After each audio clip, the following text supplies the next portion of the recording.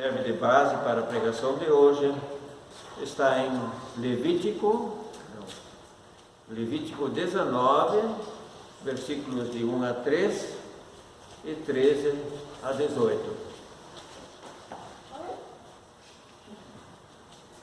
Se tiver mais crianças aí, eles estão se dirigindo para momentos de culto infantil, né?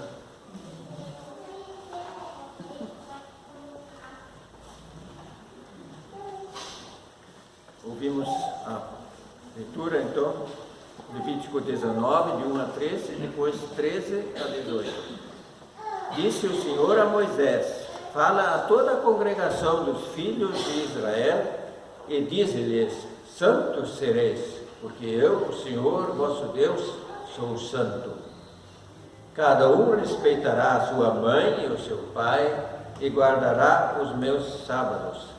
Eu sou o Senhor, vosso Deus. Agora do 13 em diante. Não oprimirás o teu próximo, nem o roubarás. A paga do jornaleiro não ficará contigo até pela manhã. Não amaldiçoarás o surdo, nem porás tropeço diante do cego, mas temerás o teu Deus. Eu sou o Senhor. Não farás injustiça no juízo, nem favorecendo o pobre, nem comprazendo ao grande. Com justiça julgarás o teu próximo. Não andarás como mexeriqueiro entre o teu povo, não atentarás contra a vida do teu próximo. Eu sou o Senhor. Não aborrecerás teu irmão no teu íntimo, mas repreenderás o teu próximo, e por causa dele não levarás sobre ti pecado. Não te vingarás, nem guardarás ira contra os filhos do teu povo, mas amarás o teu próximo, como a ti mesmo. Eu sou o Senhor. Prezada comunidade, prezadas visitantes, antes cantamos A Lei do Senhor é Perfeita, aquelas palavras do Salmo 19. E o que o texto bíblico que ouvimos agora, no início dessa mensagem, nos faz lembrar? Alguém quer contar o que esse texto lhe fez lembrar? O que passou na cabeça? Como? Os 10 mandamentos, né? Os 10 mandamentos que no ensino confirmatório provavelmente todos tiveram que decorar. E o texto é muito relacionado com eles e também reflete coisas que Martim Lutero botou nas explicações dos mandamentos. O que todas as recomendações contidas nesse texto são também parte dos 10 mandamentos que provavelmente tivemos que decorar. São dicas bem claras daquilo que Deus espera de nós e que deveria ser óbvio no comportamento de cada um de nós cristãos. Deus nos aceitou já em nosso batismo e em gratidão por seu amor e pelo sacrifício, morte e ressurreição de Jesus, é que nós devemos refletir este amor através da observância dos mandamentos e da vontade de Deus. Isso torna a convivência humana muito mais possível e agradável. Imagina se não fossem essas recomendações. O texto fala em ações bem concretas, aliás, muito concretas, se obedecermos tais mandamentos. Por exemplo, não oprimir, não roubar, não passar alguém para trás, não amaldiçoar, não praticar injustiças, não odiar, não explorar ninguém, etc. Em nossa vida, volta e meia, nos deparamos com exigências. Para obter, por exemplo, a carteira de motorista, nós primeiro temos que apresentar uma série de documentos, carteira de identidade, fazer exame médico, talvez até fazer o psicotécnico e teste teórico sobre as leis de trânsito e o temido teste prático de direção, além de pagar as taxas. Só então, depois de ter cumprido tudo isso satisfatoriamente, é que vamos receber a CNH, a Carteira Nacional de Habilitação. Aqui no nosso texto, são a condição para... aqui no mundo, as exigências são a condição para receber aquilo que a gente quer. Mas aqui no nosso texto é bem diferente. Eles não são a condição. O cumprimento dos mandamentos não é a condição para receber algo. Bem pelo contrário, eles são a consequência de algo que já recebemos. No exemplo da Carteira Nacional de Habilitação, CNH, as exigências representam a primeira parte, e receber a carteira é a segunda. Aqui é o contrário. Como se a gente, aqui no mundo, né? Como se a gente fosse no departamento de trânsito e o funcionário prontamente nos daria a carteira pronta e dissesse: bom, já que recebeu a CNH, vê se passa aqui nos próximos dias trazendo tais e tais documentos e fazer os exames médicos, a prova teórica e prática de direção.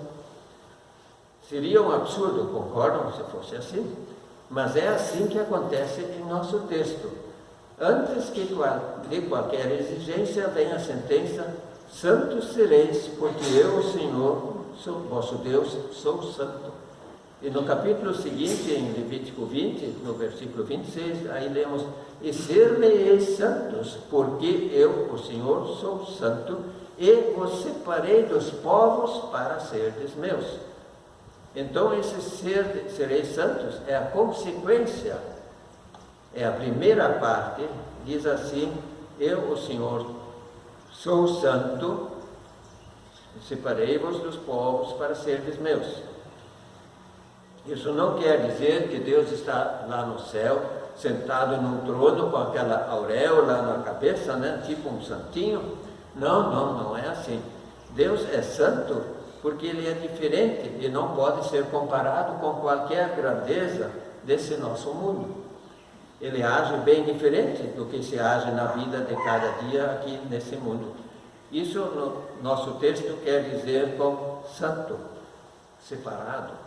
E me faz lembrar também Romanos 12, 2, onde diz: e não vos conformeis com esse século, com esse mundo, mas transformai-vos pela renovação do vosso entendimento, para que experimenteis qual seja a boa, agradável e perfeita vontade de Deus.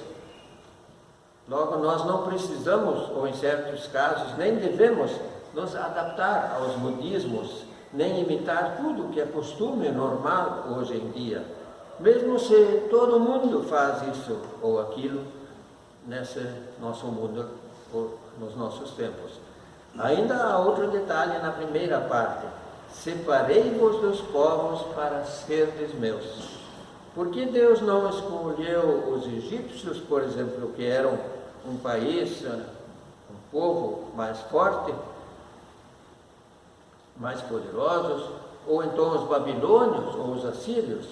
Nós não sabemos por que Deus escolheu esse povo de Israel. Nós não entendemos e também não precisamos esquentar a cabeça com isso.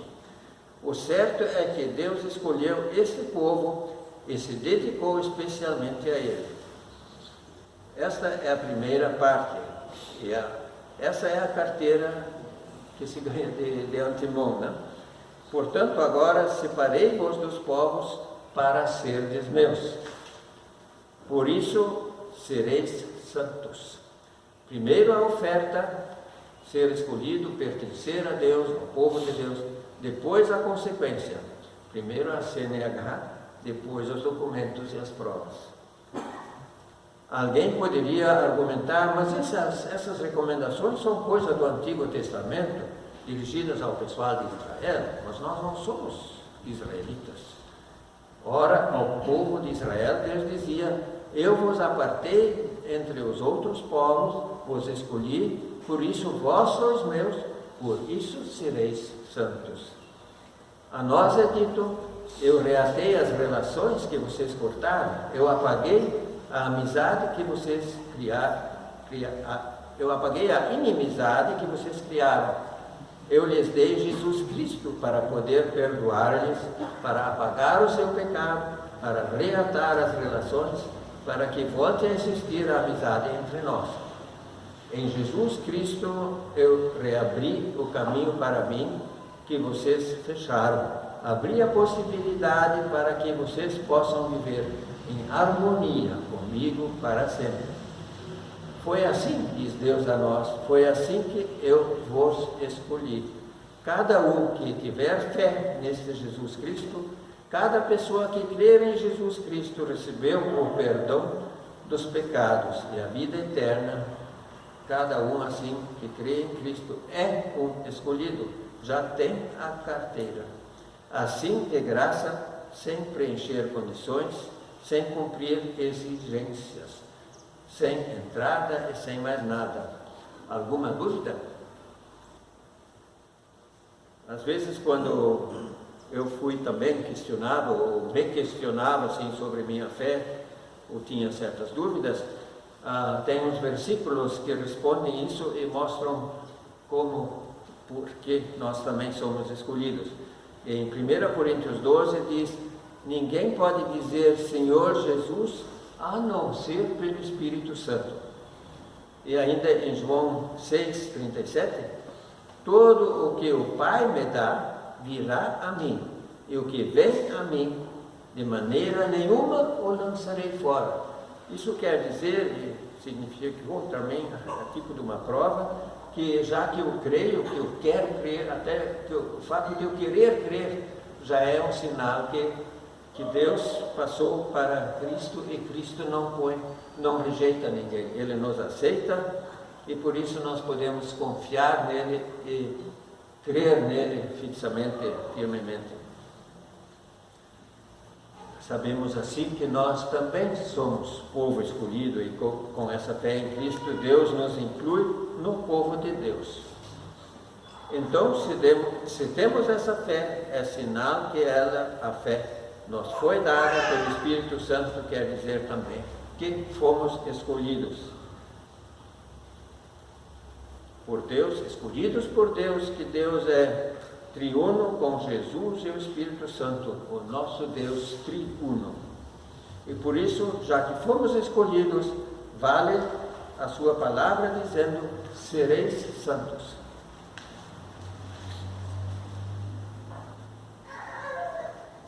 Num romance futurista, um representante de um romance futurista, né? Um representante de um outro planeta, uma outra estrela bem distante, ele fala para uma terra, para um terráqueo. Habitantes de um país se reconhecem pelo idioma que falam. Por exemplo, o alemão é da Alemanha, o sueco que fala sueco é da Suécia, que fala dinamarquês é da Dinamarca. Essa parte eu entendi bem. Mas os membros de uma religião ou crença, digamos os cristãos, como os reconhecemos? E daí o terráqueo explicou e respondeu para ele, para esse ET, que se reconhece o cristão pelo jeito de viver. E nós seríamos reconhecidos, nós como cristãos? Gente, isso é um desafio. Nós seríamos reconhecidos como cristãos. O pastor Heitor Moirer, que fala nesse horário culto de manhã na União FM, nessa hora ele perguntaria: vocês aceitam esse desafio? Vamos aceitar esse desafio de viver assim para ser reconhecidos como cristãos? Os mandamentos de Deus também se comparam a um espelho. Podemos observar nossa imagem nesse espelho para ver se vivemos de acordo. Além de espelho, os mandamentos também servem como um freio. Sem eles, o mundo seria muito pior, pois bem ou mal, as pessoas que tiveram instrução ou catequese cristã ficam com alertas ou alguns alarmes em seu íntimo, para respeitar e não prejudicar os próximos. E o conhecimento dos mandamentos certamente tem influenciado certas leis justas e boas na sociedade. Ainda podem servir como estímulo, ou como diriam os gaúchos, os gaudérios, que costumam cavalgar, montar a cavalo, que os mandamentos servem também como esporas. Conhecem esporas, aquilo que eles têm atrás da bota, é uma rodinha dentada que até pode machucar, que são usadas então para o cavalo que quer parar para ele continuar andando ou até para acelerar a marcha. Assim, também os mandamentos servem para nos lembrar de nossos compromissos ou obrigações, por exemplo, honrar e obedecer aos pais, respeitar o dia de descanso, que no Antigo Testamento fala em sábado, mas a maioria dos cristãos observa o domingo, por causa da ressurreição de Cristo. E outros exemplos, não roubar, pelo contrário, ajudar o próximo para que não falte algo importante ao seu sustento, ser justo e honesto. Por exemplo, devolver o troco a mais que a gente às vezes ganha por engano, devolvê-lo. E hoje em dia, até evitar fake news, não espalhar boatos, não espalhar fofocas. Voltando ao nosso espelho, provavelmente nossa imagem nem sempre está como queríamos, nem como Deus quer ou prefere. Cada desobediência aparece nesse espelho, como algo mal ajeitado em nós. Gravata mal ajeitada, cabelo por pentear. Se lermos o texto, aí percebemos de certo que nesse espelho temos bem mais do que só a gravata mal ajeitada, o cabelo mal penteado, ou mais detalhes desengonçados. Significa que nossa resposta ainda não está bem certa ou não ouvimos bem direito a graciosa oferta de Deus. Ainda não respondemos direito. Então, o que nos resta, querida comunidade? Vamos olhar bem para esse espelho e reparar cada detalhe desengonçado de nossa imagem, gravar bem e então pedir a Deus duas coisas. Primeiro, que Deus nos ajude a entender melhor a sua oferta. E segundo, que perdoe a nossa imagem desengonçada e que nos ajude a responder melhor a sua oferta de nos escolher e acolher em seu povo, para que, sendo santos, também andemos de acordo nos seus caminhos. E podemos ter certeza que Deus dá ouvidos aos que honestamente se arrependem.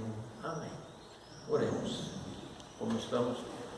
Senhor Deus Pai Celeste, Tu nos fizeste santos porque nos escolheste, porque reabriste através do nosso Senhor e Salvador Jesus Cristo o caminho para Ti.